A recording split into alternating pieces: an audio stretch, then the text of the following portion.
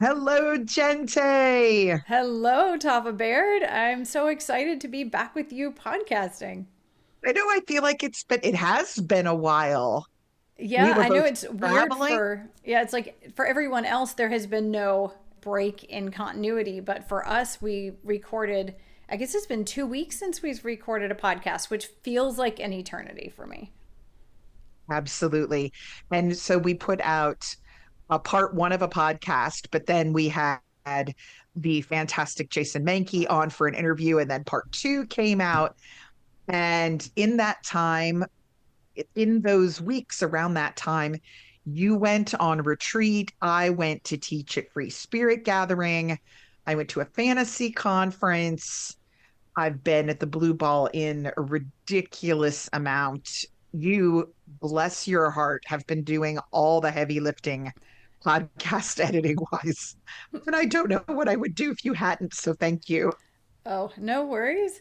Well, I am really excited. I'll tell people that right before Tava was telling me that she has a big announcement, and we decided to wait and not have any conversation beforehand so that you guys would get to hear it all in the very first telling. So I'm very excited about that. Should we hear the announcement and then sing, or should Sure. we? Yeah, probably, because I imagine the singing is going to take us maybe into a whole different Singing place. is going to take us, I have a feeling, into a whole nother realm. So this is scheduling, which is more of an earthly this realm pursuit. So as a lot of you know, I teach classes and I've been teaching classes all over the area. But at the same time, I am also always learning. And my main teacher is, of course, Samael. And we have been spending a tremendous amount of time lately of him really buckling down and teaching me some absolutely amazing things. And as a result of this, I have decided to retire several of the classes that I've been teaching for years and years and years and move them off of my schedule. So, some of those, if you were out at the Blue Ball in this weekend, you came to the last tea leaf reading and jar scrying class that I intend to do. That is, of course, that class is now going to be taught by another wonderful witch who volunteers out at the inn, Kathy Poston.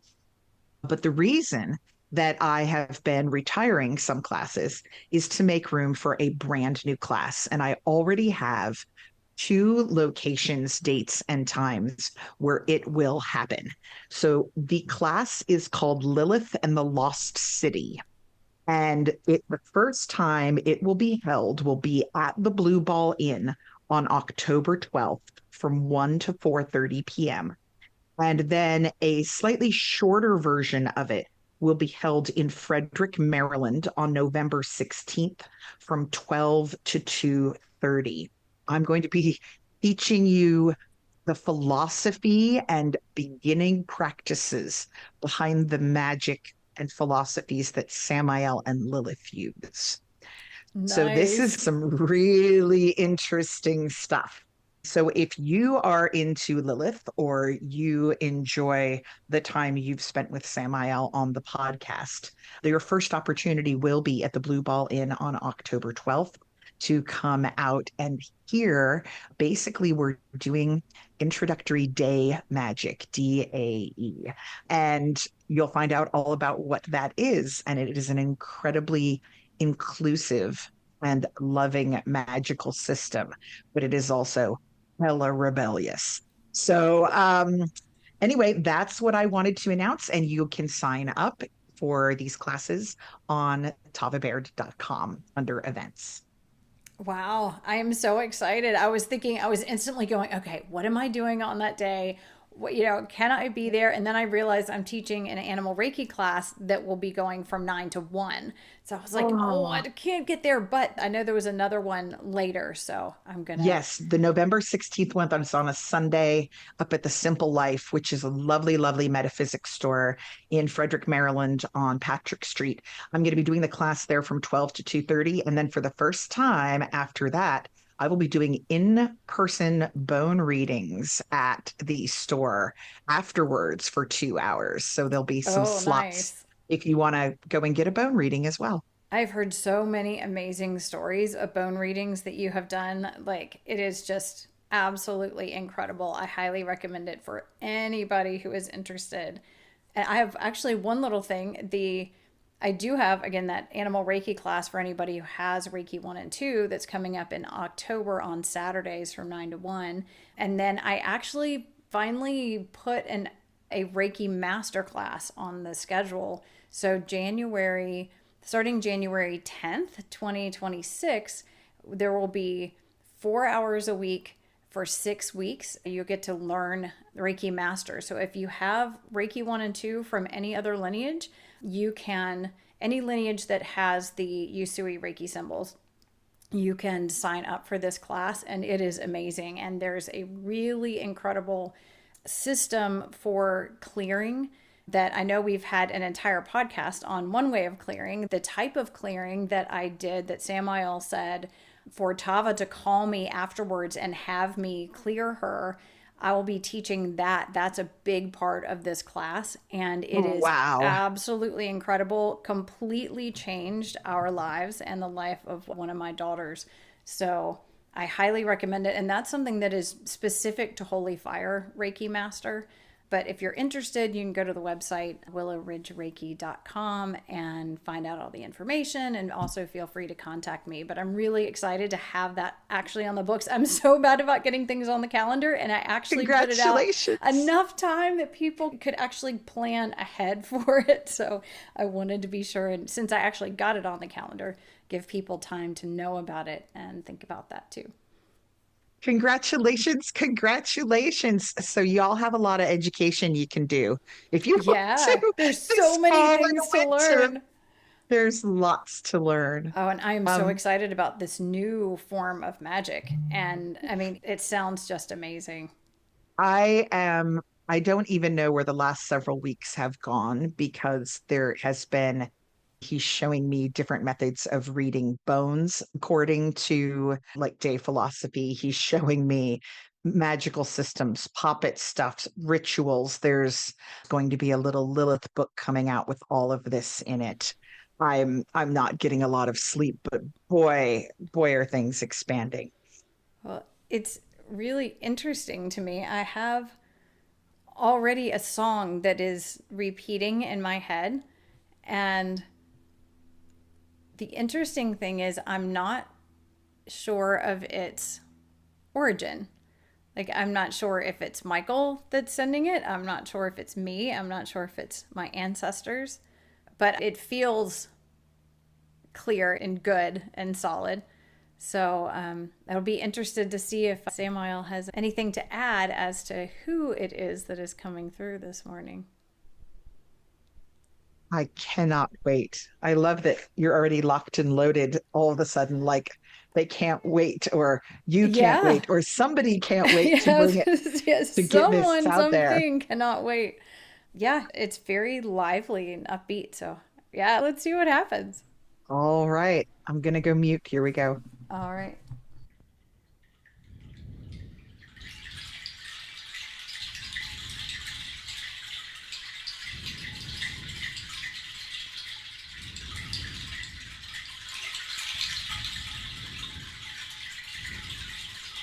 Haramta haramta haramta hira haramta haramta haramta hira haramta haramta haramta hira haramta haramta ho.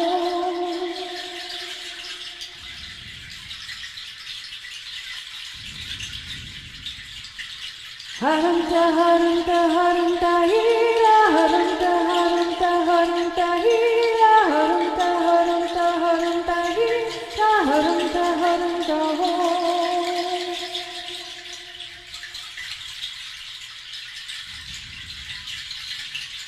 Haramta haramta haramta hira haramta haramta haramta hira haramta haramta haramta hira haramta haramta ho.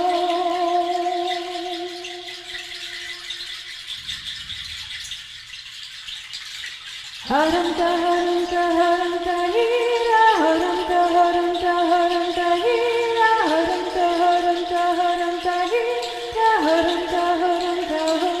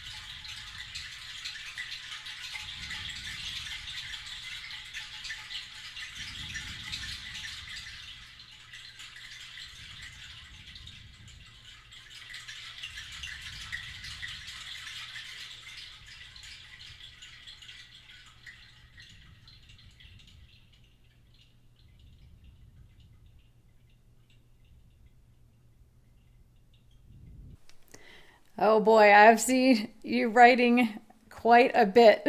He's chatty again today. Yay! Very chatty. My favorite Uh, kind of seraphim. yeah, the chatty seraphim.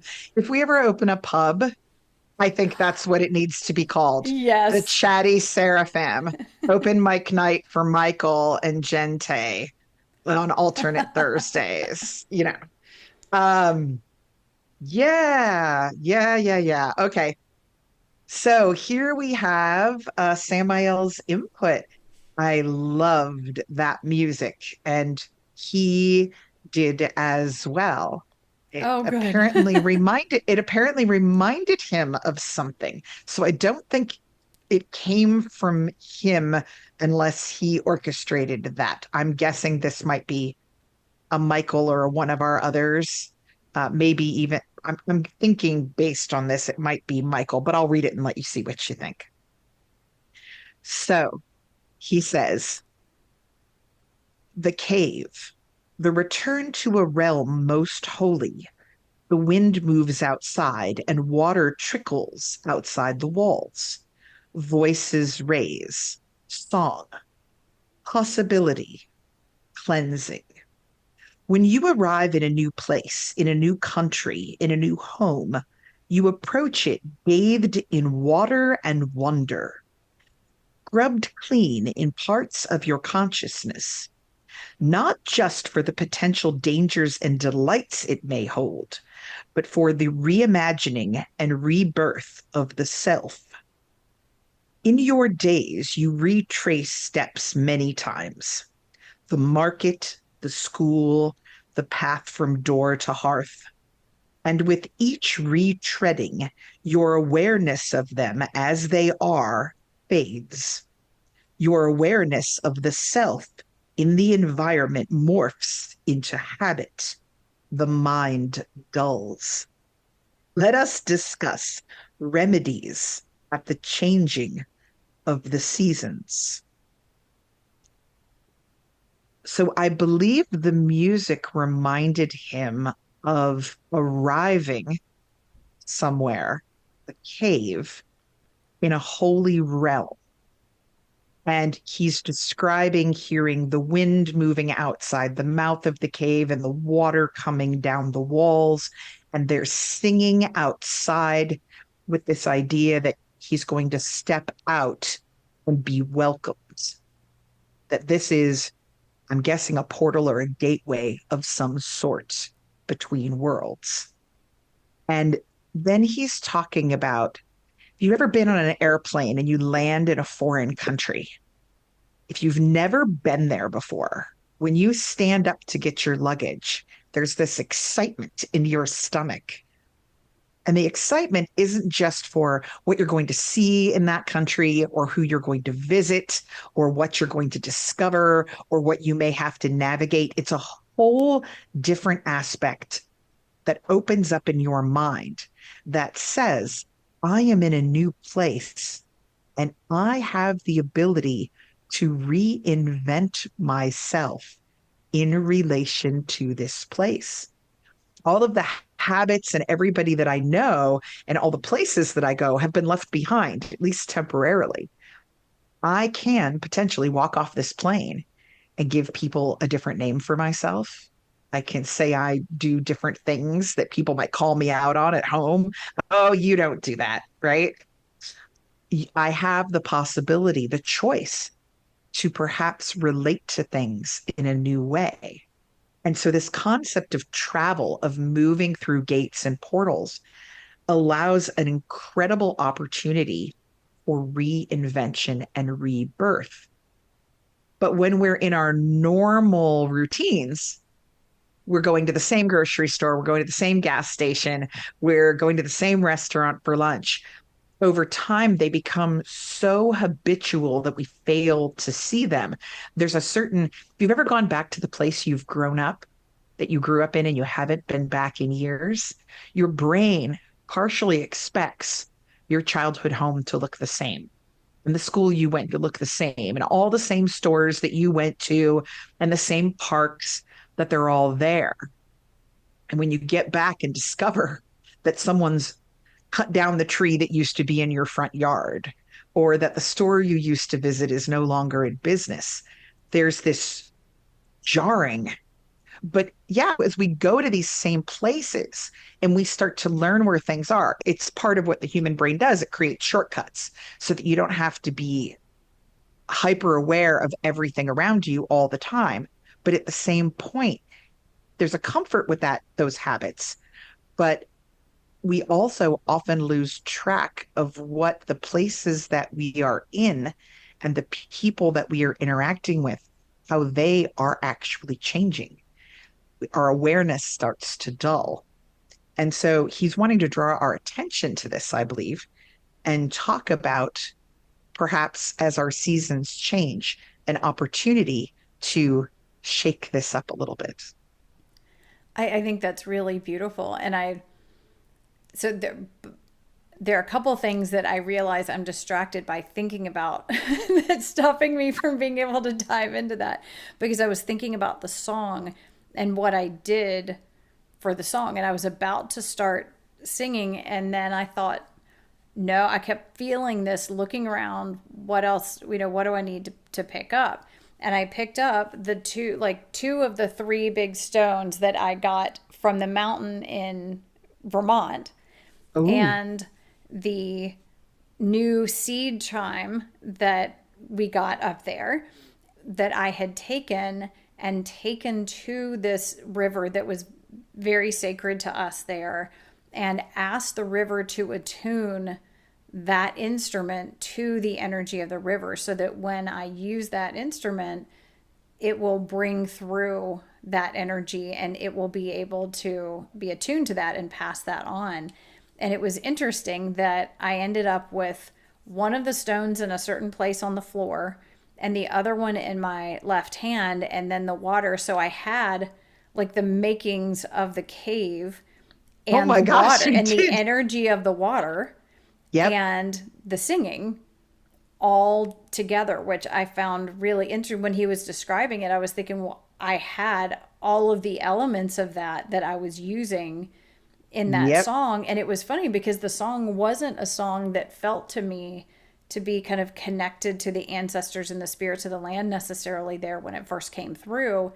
But I felt like I needed these things, they were an important part. The other thing that occurred to me was when he said the cave. A long time ago, I painted a painting and he said something like, it is the entrance to the crystal cave. Oh, yeah. I'd And forgotten about he that. was saying something about it being important and that to use it wisely.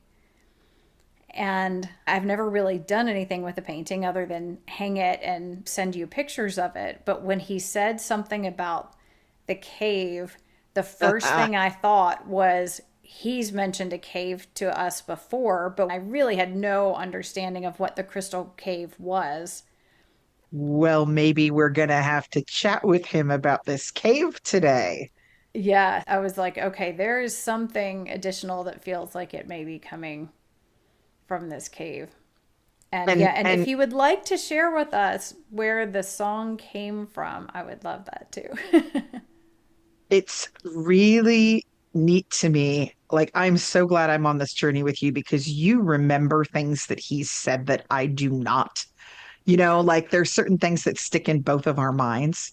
And yeah, that's right. He totally did say something about a crystal cave. And gentle listeners, if you haven't figured this out by now, Samael is the king of let me mention something and then let me not mention it again for another 18 months and then suddenly start talking about it as though there's been no break in our Well, conversation.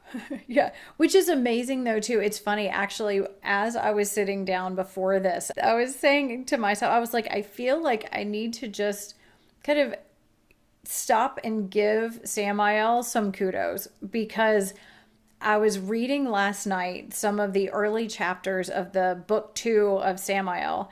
And it was really interesting because I remember when these things happened. I remember you telling me about them and what he said. And it's really fascinating to me how incredibly skillful he is at being able to know exactly the right amount of information to give us at any given time that's enough to make us go, oh my goodness, and like nearly explode our minds, but not enough to just get us going in a certain direction, expand us the amount that we can handle, that sometimes feels like it's almost more than we can handle, but to know exactly when to drop this little piece of information. It's like he just plants these seeds along the way and then allows them time to germinate. And then we start seeing leaves and we're like, wait a minute, didn't you plant something there? Like, wasn't there something there? And it's like, oh, well, now. And then he will expand upon it. And then all of a sudden, 6 months later, we're like, it's bearing some kind of fruit. What is this? What's going on? Or he'll just start talking about, let's notice the fruit that's over here on this thing from the plant that I mentioned 6 months ago, from the seed that I planted 6 months before that. And I was just thinking about him and how just masterfully and beautifully and creatively and perfectly he manages to guide us through things that if he had told us at the beginning where we were going, we couldn't have done it, or we couldn't have Yeah. handled it, or we wouldn't have understood it enough to even know what he was talking about. But it's like he guides us. Somebody described the way that the universe, I think it was Esther Hicks who channels Abraham, and she was saying that if we just listen to our guides, that there could be this really elaborate series of obstacles and all of these things in our way. Like if we imagine trying to get from one side of something to the other, but there are walls and there are thorns and there are giant gaping holes in the ground and there's all these things, but we can't see them. And if we walk straight up at it, we would be like, oh my gosh, I can't do this. But our guides, if we listen, they'll just guide us, be like, hey, maybe just turn to the right here a little bit. And then we'll turn and we'll maybe discover something. And then they'll be like, hey, maybe let's just go this way. Maybe just take us one step forward. All right, now let's pause for a minute. And what we can't see is that there are all these massive pitfalls, all these things around us that we're avoiding because we're Yeah. following their very carefully laid path that allows us to move through and past all kinds of things that would have been major obstacles for us that we would have gotten stuck on and hung up on. But because of the way that it's been so carefully crafted, this path, that we're able to move around them without even sometimes recognizing they're there. And I was thinking that is exactly what Samael does for us. And so, yeah, this was a perfect opportunity to give him the kudos that I was thinking, man, it is really amazing that he has managed to be guiding us through all of these things that were major, that, we've, I think, tried in different ways throughout our lives to confront and to break down. And it was too much. And it was kind of too in our face. And he pushes at the right moments and he expands at the right moments. And he also tends to give us just the right piece at the right moment to help make sure that we were able to continue. And it is just amazing. So thank you, Samael. You're freaking awesome. I have a little something back from him that he was, as he was listening and I was listening. He said, I am a joyful reaper singer. Your wonder provides growth. I pull the tail on the binding and watch the understanding unfold. It is a blessing to guide. Very So nice. I think that's his way of saying thank you. I like the joyful reaper. You know, you think about the Grim Reaper, right? Yeah, He's the he's the joyful reaper. joyful reaper. I'm picturing him in sneakers, just like bouncing along. Maybe not. Yeah. Yeah, I'm not seeing that. No, no. Oh my goodness. This crystal cave thing. Oh no, guess what I just realized? There's a What? crystal cave in the books I write. The Oh, Morgan yes. And Cave. I think that dawned on me when I started reading them. I was like, oh my gosh, this is a crystal cave. I Like, don't know if it's the same one, but that he's referring to. But there's that huge cave that has the three ravens on the ceiling, and there's crystals sticking out of all the walls yeah, inside the cave. I And think I remember that. it's a Yes. portal to fairy in the book. Oh, interesting. Oh, okay. This is getting really interesting Yeah. because I'm wondering if the cave he's talking about, because he just described it, or, it's a place of arriving. I'm wondering if these are all tied together. Gosh darn it, Samael. Wow. Yep. That's interesting. So I guess since he mentioned the cave, but he also told us what he wanted us to unpack, I suppose we should start there. And then we'll go back and be like, okay, did we talk about it enough that we can get some answers about this too? So, okay, so we want to ask him about remedies for walking blind. That's what I'm going to call it, walking when you start walking blind through your life. We want to do that before we ask him about crystal cave stuff. Um, and we can see it seems like since that was what he was telling us to talk about, maybe we should unpack that a little bit Okay. before we return to the crystal cave. Although he mentioned the crystal cave at the beginning too. So Yes. Now he says, "May I trade for a song singer?" Oh, oh, he he's knows we making a haven't. trade now. I know we clearly haven't done this in 2 weeks. I think he's a little low on Gente singing. But yeah, Yeah, yes, yes. absolutely. He wants to know if you will sing, and then he will talk a little bit more about walking blind. Yeah, absolutely. But you got to be careful. He's going to get us to a situation where you're singing for 2 hours straight. Is there any guidance? Is there anything you would like me to bring through for the singing? I want to make sure my end of the trade is definitely holding up its side. Oh, hang on a second. I have a message directly for you coming through.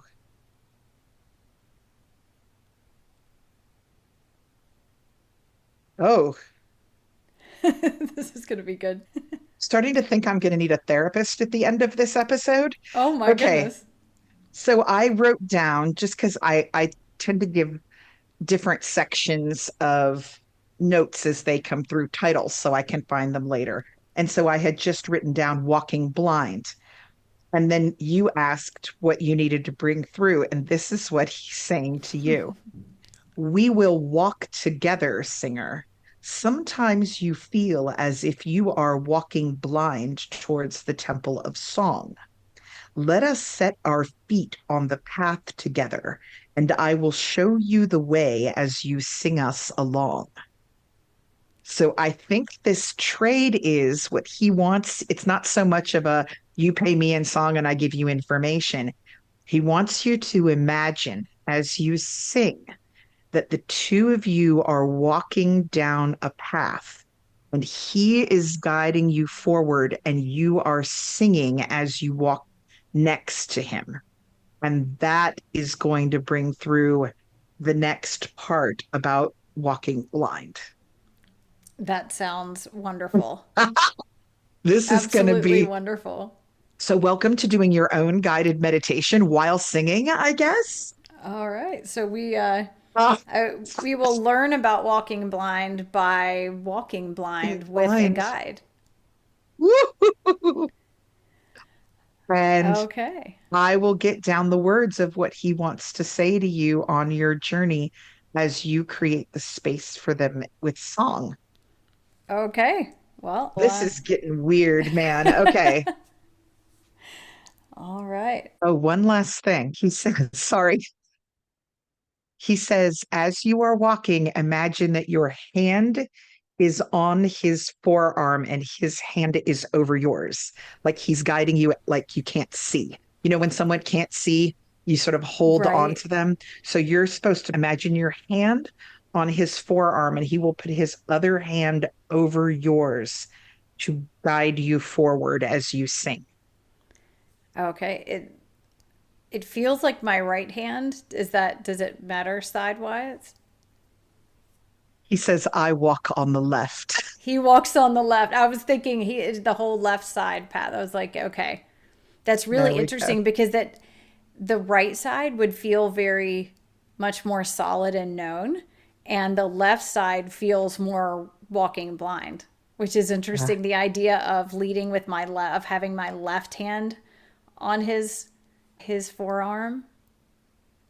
I mean, I feel like we're going into new territory here. Usually there's a conversation between you two, but he's actually wanting you to have an experience with him live on the podcast that he is then going to narrate as you sing. Wow. You know how this is going to work. Yeah, and it's so weird the specifics, but I'm glad that I asked because I would have been using my right and it should be my left. I'm wondering, is my arm sort of wrapped around Hmm. underneath his arm or resting? Does that make He sense? says you are standing to the right of him. He is on your left. And that your hand is across your body on his arm. And then he will put his left hand over your right. So I'm using my right hand, but I'm reaching across my body, resting it on his right arm, and his Yes. left hand is on my right hand. So you're turned slightly towards him, and he's going to walk you forward. Wow. Okay, well, I'm glad I asked because that is not at all how I You were would going to have go kind of up and set that over. up. Well, he says he thinks you'll feel safer that way, but he also says do what you wish.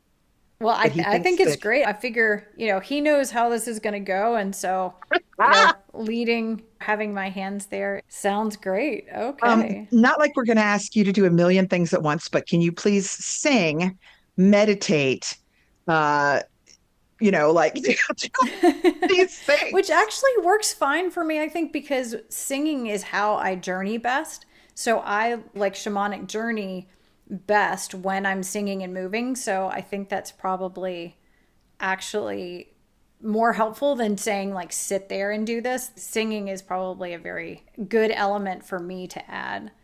Cannot wait to see what this looks like. Yeah, what was it? I think it was even maybe the last one where it was say I was an angelic experiment. So we're just continuing that theme now. You doing stuff and walking around, and I'm just sitting here with my notebook and my coffee mug, like it's all good. All right, you're like, man, I can't wait to write to see what Oh, I happens can't wait next. to see what happens. All right, so I will be holding on to Samael and walking blind in complete and utter faith. All right, I'm going to turn off my sound. All right.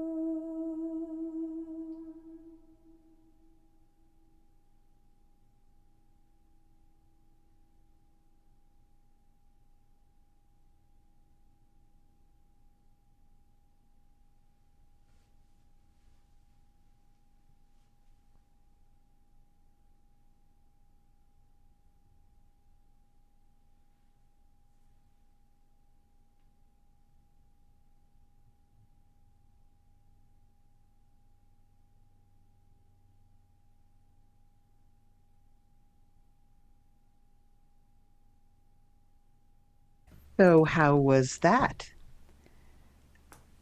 That was really interesting. It was it was different. So I realized logistically it's a very small space that I'm in with a lot of instruments and a lot of things on the ground. But I felt like I needed to be actually physically walking and moving, not just imagining. So we started off and I'm going and I'm walking, and then I was like, oh, we're turning. Well, I hadn't really thought of it that way. I thought, we're just walking straight forward. And then I got the sense of, okay, well, we're turning this way. And it was like, no, you need to listen to me and let me lead. And it really cracked me up because if you talk to my husband, I am terrible at letting him lead. Like dancing, it's like, I know what I want us to do. I know what the next move, like, let's do this, let's do that. And he just laughs. He's like, I don't even try. Just lets me like lead. And so there was this sense of like, okay, I've got to really surrender the sense of control in this and let him lead because he's the one that can see. And so if he's the one that can see, the idea that like I needed just to calm down and focus in more and tune in more to him than my thoughts, my awareness of the environment, where I happen to know there's the seed chimes are laying in the floor, slightly to one side or whatever. So I started kind of trying to lean into that more and more, to lean into the, okay, this is where he is. I think he's leaning us more to the right. And then it seemed like he kind of made it into a little bit more of a dance. Like as I started giving in to the, okay, I'm letting you lead. Not that I was doing a great job of it by any means, but it was like, as I could lean into it, it became a little bit more playful. And, we were kind of sort of swaying back and forth some, or kind of turning in a little circle or doing more playful kinds of things. And I realized the more I just had faith and the more I tuned in and followed, the more fun it was, the more we could do, the more ground could be covered. And then nearing the end, we were covering, it felt like a lot more ground, like sort of skipping and dancing and moving all around in all these different ways, as opposed to just sort of walking carefully one step at a time. And so that was really interesting to me to have that, yeah, I need to lean in. And then it's not this really tense kind of feeling of like, okay, feeling my way this way and that way. And I realized that I was moving and turning more in the room. And I kind of thought that I knew where I was and where things were on the floor, but I'd been turned around enough that I actually didn't. And Yeah. so it was kind of amazing that, I have microphone stands sticking out. I have bowls, I have gongs, I have chairs, I have seed things, I have stuff just sort of everywhere around, but was moving around and didn't even come close, or as far as I know, I don't know. But I didn't Yeah. feel or touch anything else in the environment. And there was a point near the end where I felt like it was where he was like, okay, I think for the sake of the podcast, we should wrap this up. Because I was like, I think I could do this all day. This is getting to be really fun. And I realized too, I was not aware hardly even of the song that I was singing. That was just happening as I was trying to just really focus on him and where he was moving and how I was going to follow that. And so there was a moment when it was like, okay, I think this is probably enough for demonstration purposes so people aren't listening to this all day. And it seemed like he came in front of me and, oh, and now I wish I could remember exactly what he said, but it felt like it was something like, you see, when we guide you, all you have to do is follow. He told me to kind of turn around and look back at where he had just led me through. And I felt like there was that sense of kind of what I had described earlier, like these big, sharp poking up, like, I can never remember stalagmites or stalactites, the one coming up from the ground, like these really sharp, pokey things and various kinds of stuff. And it was like, we just danced our way through all of these things because you were just in trust and just leaned in and followed me. And It felt like he had his arms around me and I had my hands on his hands, and it was like, wow, like just standing there looking back at all of it. And it was like, this is how it can be. So that was amazing. Oh, hun. Now I'm tearing up watching you tear up. So Well, thank he you, was Samael. very talkative while you sang, and the song was lovely, by the way. It was, can't wait for you to go back and listen to it Yeah, I because can't wait it's to hear it because I'm lovely. not sure I really even have any idea what it was. And I really appreciate you being willing to be like, all right, let's do this thing, and not like, nope, I don't want to fall on my ass. I have 2 page, although sometimes I was writing very large, about a page and a half of message for you from that experience. All right. The first thing he wanted to tell you is, I appreciate the trust that you were willing to just stand up and go, I'm not going to fall over a microphone. Let's do this. Um, this is what he has to say. And I think it's good. All right, here we go. On becoming a blind seeress, let us go inward, a journey away from the sight that colors all our perceptions. How would you interpret yourself and others if you could not see? If there were no assumptions made by the visual conditioning of your society? If you operate on scent, touch, taste, and the vibration of sound? This is in alignment with angelic thinking, singer. We see, yet we communicate mostly in other ways first. We feel the stars, taste the spectrum of the sunset, immerse ourselves in voice, scent our own kin. As the sun adjusts its arc, spend time in this place and invite others. And here is where things get real, Gente. Oh This boy. is apparently how you invite others. The ritual at the beginning of the temple of song is a chamber of sound without visual distraction. In this way, inner colors may be perceived. Attention turns to the form and then formlessness. And for a moment, you walk the cycles in a ring outside of your embodiment and become part of the rising chorus.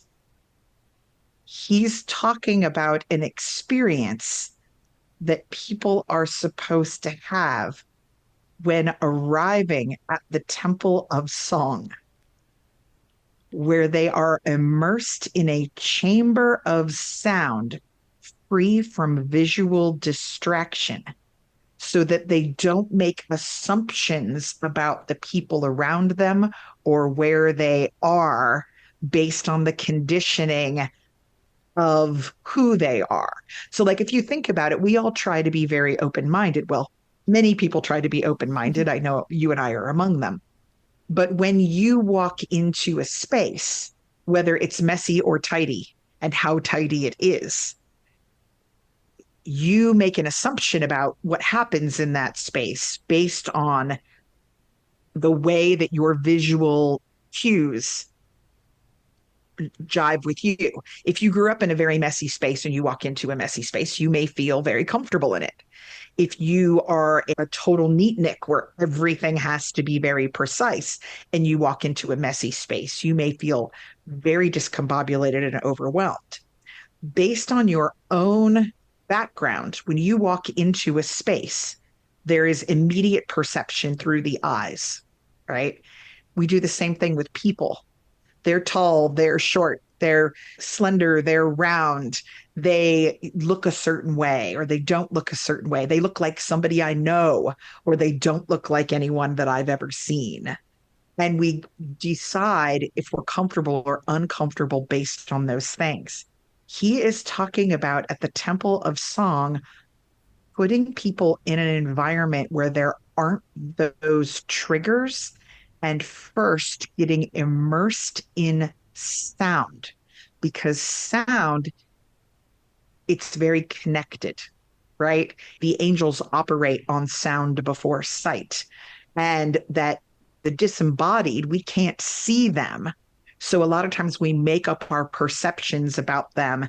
We want to know what this goddess looks like. We want to know what this entity looks like. And when we can't see things, it makes us very nervous. If we don't really see much of anything, but we have an experience that is pure sound, which is a very connective force, it's going to set us on a very different path on our arrival than if we had walked in and looked at everything first. I just find that really interesting. And then he made Yeah. a note later and said, for those here. So he's not talking about the Temple of Sound now, but he's talking about a similar experience. If you are walking through your days blind, where you're just in your habit, he says, take a blind walk and take note, like of what you think the world around you is like when you can't immediately judge it on sight. And then he says, if you do not have earthly vision, remove another sense. Control is an illusion. So if you are already a person who's you do not see, think about what is the other sense that do you operate mostly by touch or mostly by hearing? What is it? Try to spend some time reinterpreting your environment without that first sense coming in, and it will shake up the things that you see. I'm sorry, it will not see the things that you perceive. It's just kind of interesting. Yeah. I mean, it makes sense when you think about it. We get so habituated in our thinking and our patterns and all of the things that we do. But if we have to move around even in the same very familiar environment without our primary sense, then we're going to have to tune into different things about it.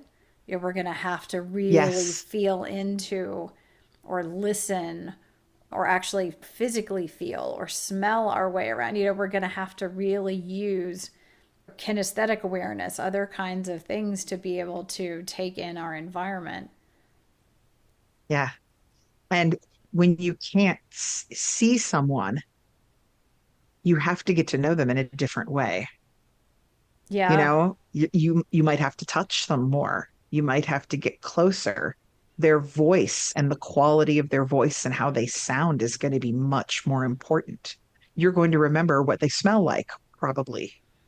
Yeah. And Like, oh, energetically, I mean, yeah, we rely so much on our sight or even our other more physicalized senses that we don't stop to take in the energetic profile of the person or the yes, environment. It's easier to be numbed to the energetic awareness of it. You could probably pick up a lot more information that is kind of pertinent, to the situation or to the person or whatever it is if you were just interacting on an energetic level.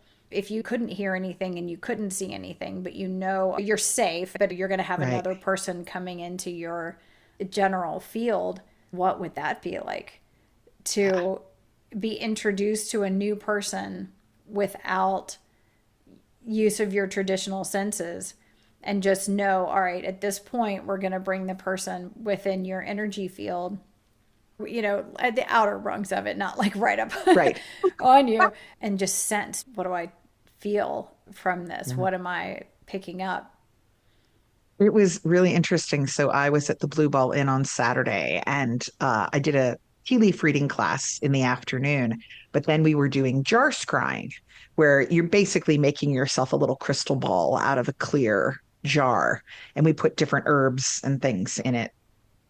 And then you set a candle behind it and you turn down the lights and you scry into the jar, and the flickering light It's the changing lights, and the herbs that are in it cast shadows, and basically you start to get a picture, right?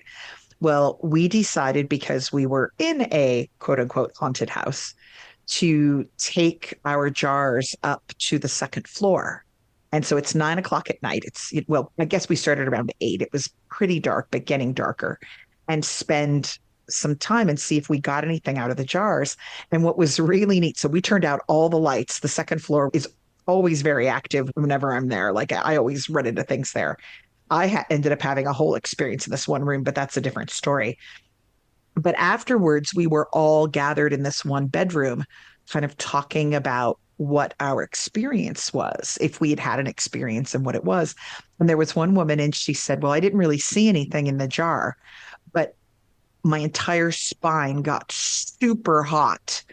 And there was definitely something in the room. But, I didn't really see anything in the jar. And I'm thinking, does it matter if you didn't see anything in the jar, my love? There was something in the room with you. You had a dramatic temperature change in your body, and I realized I'd focused everybody too much on the jar. Like she didn't need the freaking jar. There was something in the room with her, right? That she could feel a temperature difference and a presence there. And, so I think there was a perception of, well, the scrying jar part was a failure, right? And it probably was. She did not see anything, but it didn't matter if she didn't see anything because she had an experience with an unseen entity in the room. But it just kind of goes to you like, we tend to go, okay, focus on this and something will happen. And so a lot of times we go, this is going to be the thing I look at. This is the source of whether or not this is successful. And it was just really kind of neat to see her go, oh, yeah, I didn't see anything, but it doesn't really matter. Like Yeah. there was somebody in the room with me that I could feel.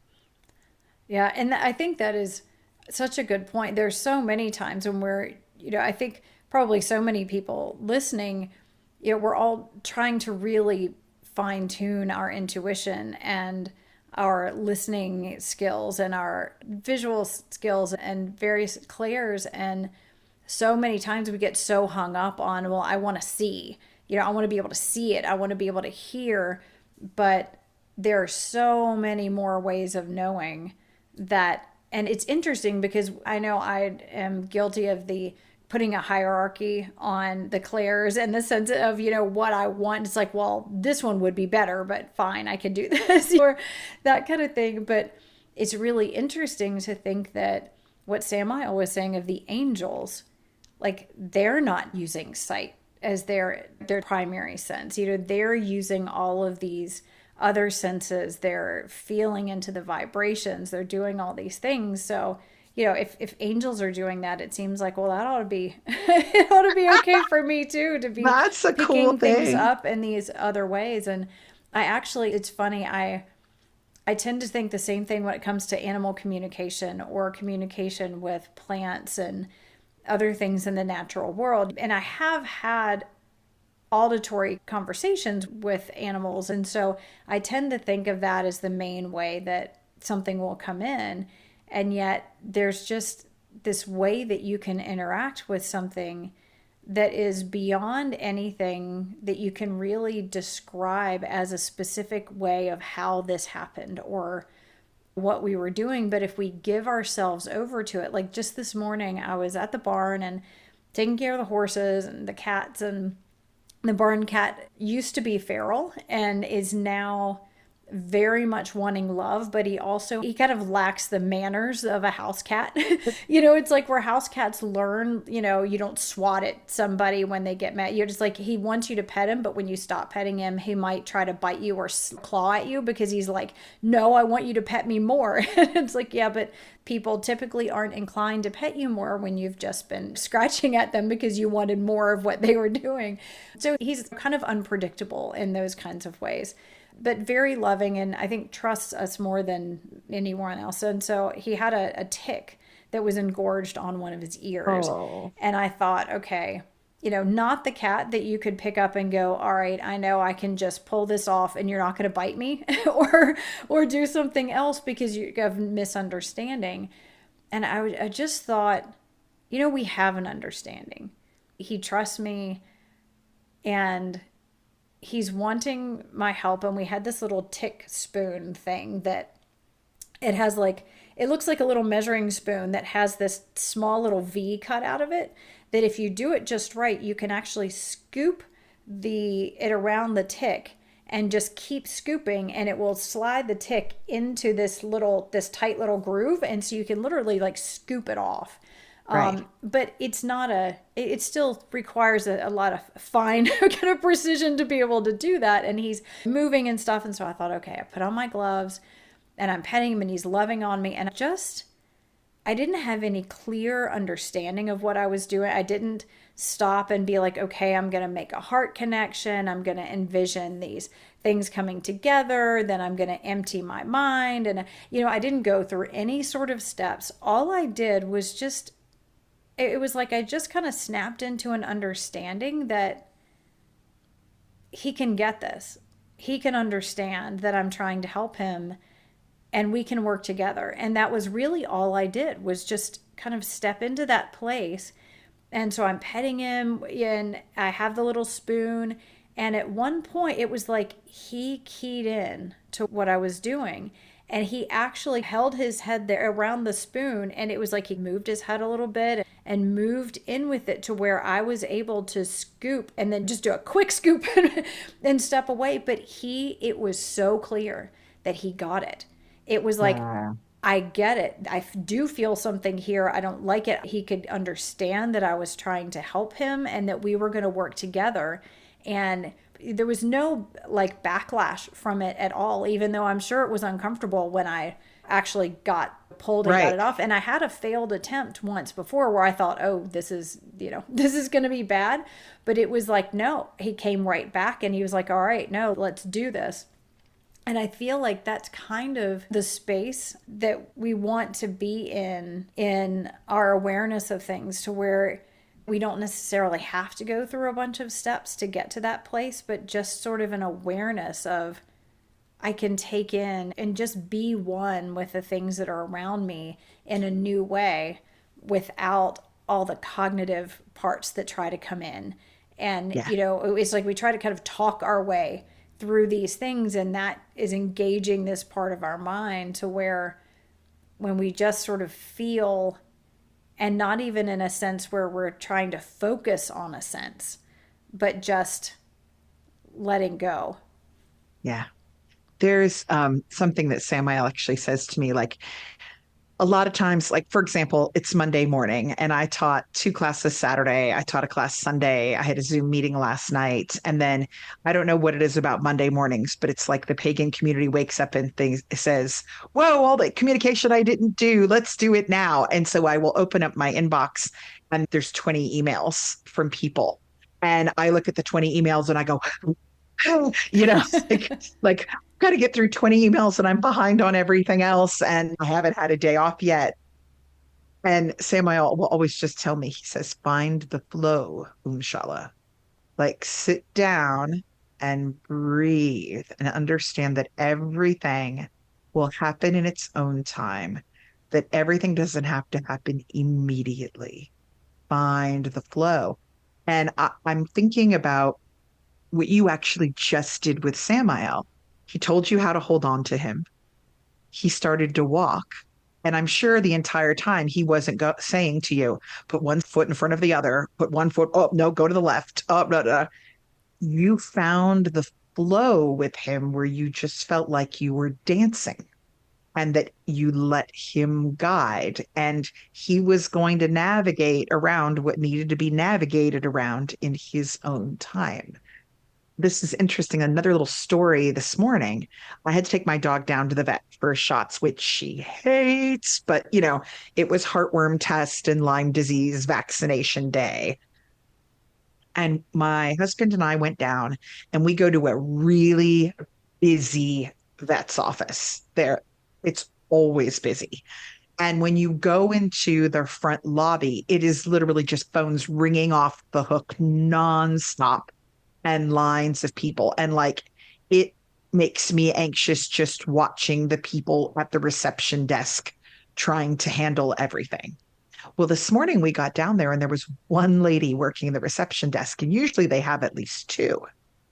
And I'm watching, like, she's got two calls on hold. There's two more calls coming in. She's three people in front of her that need to be checked in.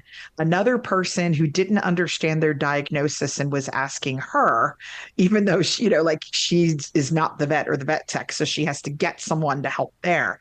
And then like a delivery came in the door. And I was just watching her try to navigate this. And it was everything in my power not to step behind the vet's office, start answering phones for her because I just felt like, but what was amazing was she didn't get grumpy. She was so pleasant and kind, and she just kept going. So a half an hour later, when my dog was done, my husband took my dog outside and I was going up to pay her. And I said to her, I have to ask you, how do you do this job? Like, what is your secret? Because just watching you do your job for 15 minutes made me feel like I need a nap. Like how do you handle like rings going off all around you and a line of people and other people coming through and text coming up to the front when you're here by yourself? And she stopped and she looked at me and she said, I have to tell you, I used to have crippling anxiety. She said, when I first worked in this office, I could be out here about an hour and then I wanted to climb under the desk or go into one of the exam rooms and shut the door and just get into a ball. And she said, my grandmother taught me that it's always polite to make eye contact with people as soon as they enter a room. But I realized that I couldn't do that here because if you make eye contact with someone, they think it's go time, right? They think they're Right? Yeah, it's next like, or, yeah, oh, like they're, it's time for me. yeah. And she said, I don't want to be impolite, but on the other hand, I can't interact with every single person. All I can do is take the next person in line. And when I have them, hold them and give them everything I've got. And they are the only person that exists for me at that point, whether it's the person I'm checking out or the person I'm checking in or the person on the phone. And everything else is just going to have to be in its time. And she said, I do go home some days and wonder, am I good at my job? And I said, I've watched you Wow. for the last 15 minutes. You are phenomenal at your job. And she said, I had to train something that was supposed to be polite out of me because I realized in making eye contact with people, I was then disappointing them immediately when it wasn't their turn. She said, but I would not have been able to do the job if I held to sort of those standards of communication. And so she was doing an amazing job at this desk and she wasn't losing herself doing it.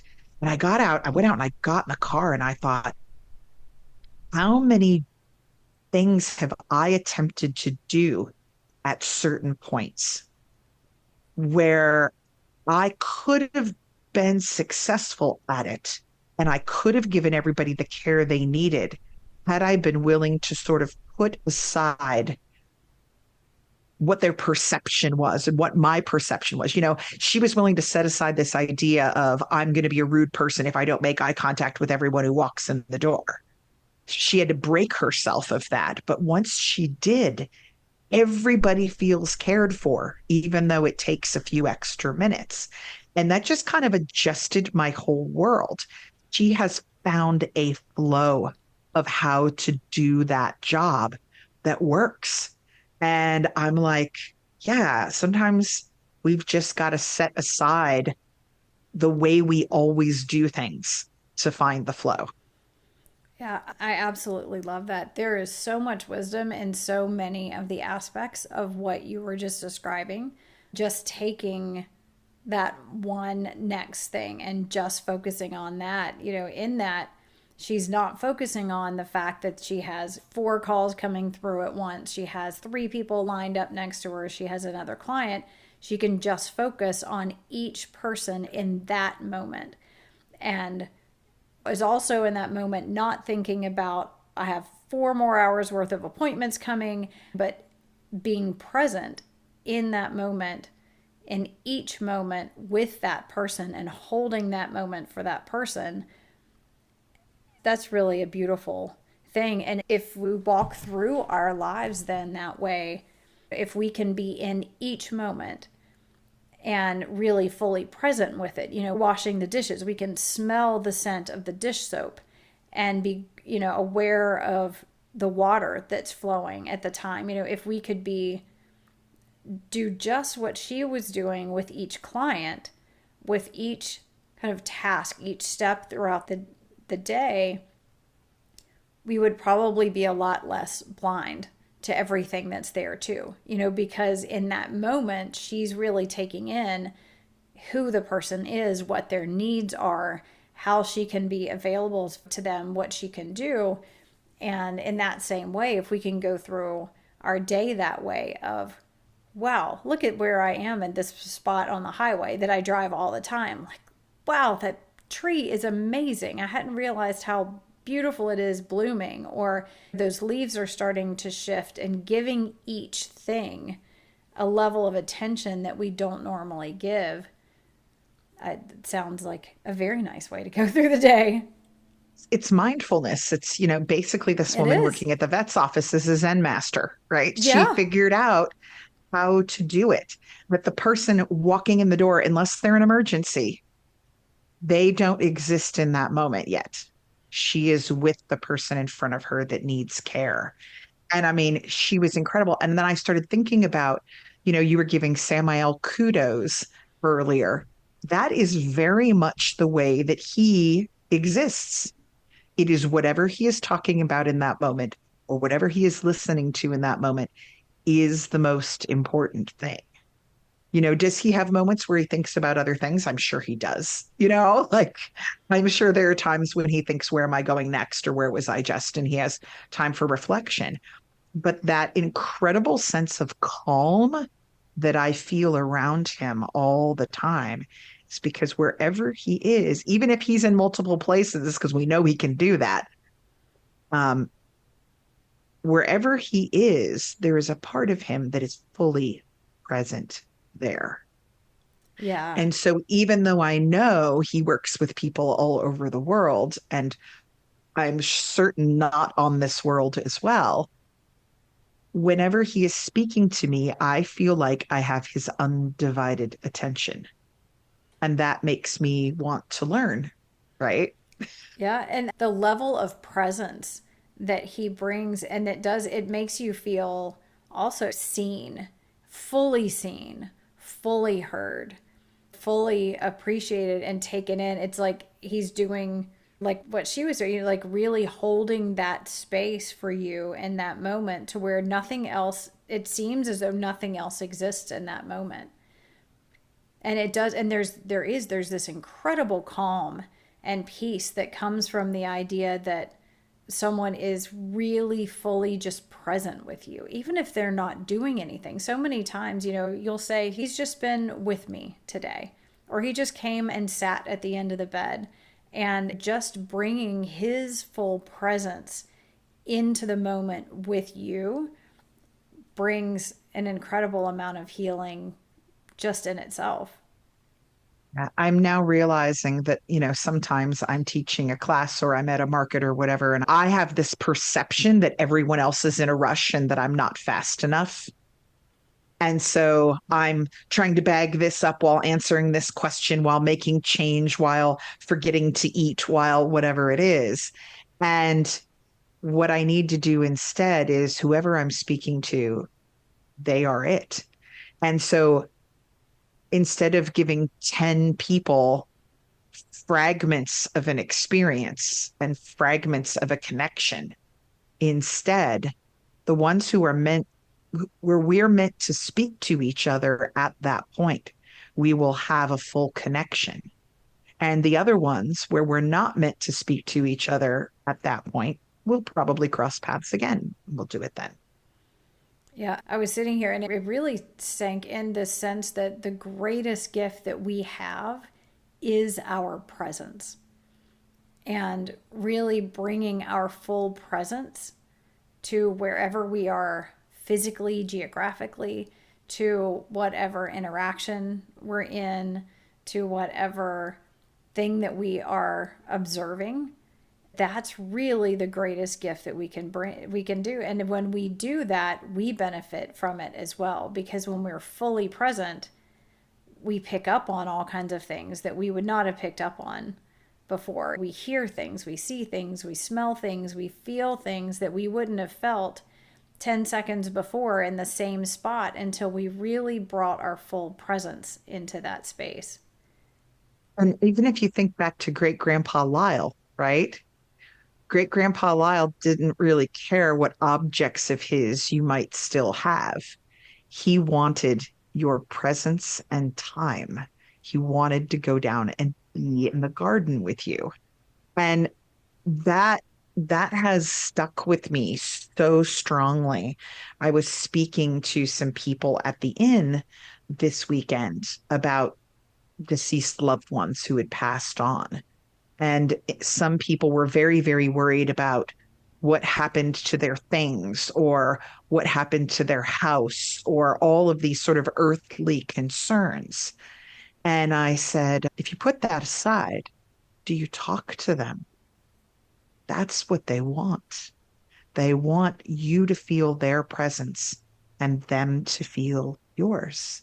They want time, which is the exact same thing they wanted when they were alive. But we don't think about that because we really do busy ourselves with things very much in this world. And so there's definitely a shifting there. Samael doesn't show up at my house carrying boxes of chocolate. Hey, that's a really good idea. Do they make metaphysical chocolate? He doesn't show up with gifts. He shows up with himself. And that is greater than any item he could ever transport in or out of this world is his presence and his time. Yeah, So, absolutely. Well, whew, I'm realizing we've definitely surpassed a one episode amount of time, but we also still have all of the Crystal Cave stuff. Would you like to maybe yes, we could do a sort of song for closing and complete this and then let everybody know that we're going to start next week. We will yes, start with ask more about the Crystal Cave and that there's more forthcoming. that sounds great. Thank you so much too for being willing to sing again and being willing to just sort of stand up and go on faith and dance with an angel live on the middle of the podcast. It's really great. Absolutely. I have to say, I have such complete faith in Samael. I am totally willing to do anything that he says to do and just know that, well, somehow it's going to be all right. All right. So I here we go will. for a closing song. Yeah. And I guess he's done so well at this point. If there's anything that he would like to request or suggest, I am happy to do that. He says, sing to me of mountains, please. He's asking. Ooh, He's not demanding. He's of course saying, not. sing to me of mountains, please. All right. Well, that sounds wonderful. All right.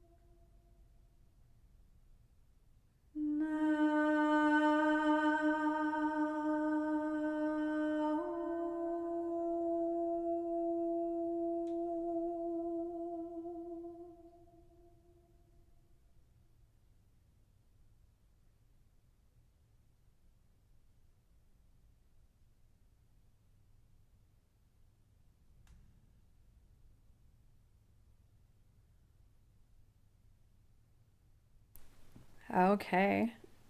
That was really, really beautiful. Thank you. Um, and apparently Samael did not get the message that these are the closing sentences of the podcast, because not only does he have what sound like closing words, but he started talking about something I haven't told you all about yet. Jen, I haven't even gotten a chance to tell you about it. Wow. Um, and it may be, I don't know if it's bonus content or the beginning of the next one, but here we go. I'll read you what he said in totality, and we'll leave people hanging until I can get back with them. Vistas. A mountain is a perch to look into new vistas, and you can climb them effortlessly in your own being. Shake off the trappings you bear, the packs you carry. Extend your arms outward. Move your heart forward and breathe. Listen to the echo of the hawk's cries below, where the sacred hunter surveys the path forward from the air. Wings and wind, he is risen. Open your inner eyes. These are the eyes of God. And see before you, in earth and stone, in air and atmosphere, a new country. Place where trees grow through the homes, and the dead have a place at the table, and recreate yourself closer to your remembering image anew. I land, I create, I walk between worlds, I die and come again. And Wow. there's a big old story with that last bit. Wow. Well, that was a beautiful set of images and words to end on, to leave people thinking and contemplating and connecting with. And we will continue this conversation next week where we will see what additional parts you might get. And then we were also going to be asking Samael more about the crystal cave and some of the other things that had come up at the very beginning of this. So we hope that you go out into the world this week finding the newness and discovery in all of the same places that you walk, and bringing your full presence to all of your interactions and moments, and getting to explore and discover the blessing that it brings. Thank you so much, everyone, for listening. We hope you have a beautiful week. Remember to close those eyes and be where you are, or shut off that sense and be where you are, and enjoy the moment and gift of presence. Happy walking blind. Happy walking blind.